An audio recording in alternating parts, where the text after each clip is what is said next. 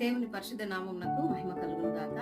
101వ రోజు అనుదిన వాక్కు భయపడకుము.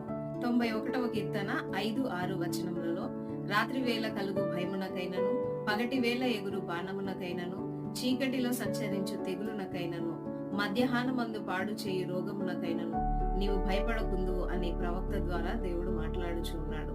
ఈ 91వ కీర్తన మొత్తంలో సర్వశక్తుడైన దేవుని యొక్క ఉన్నతమైన కాపుదలను గూర్చి భక్తుడు రాస్తూ ఉన్నాడు. అవును, మన జీవితంలో ఎటువంటి పరిస్థితులు ఎదురైనను మహోన్నతుడైన దేవుడు మనకు తోడుగా ఉంటాడని, తన దూతలను తోడుగా ఉంచుతాడని, ఏ అపాయము రాకుండా, ఏ కీడు తగలకుండా దేవుడు మనల్ని కాపాడుతాడని ఎంతో అభయాన్ని తెలియజేస్తూ ఉన్నాడు. గనుక ఏ పరిస్థితిలోనైనాను దిగులు చెందగా భయపడక, సర్వశక్తిమంతుడైన దేవుడు మనకు తోడుగా ఉండి నడిపిస్తాడనే నమ్మకంతో, నిరీక్షణతో, విశ్వాసంలో కొనసాగుదుముగా.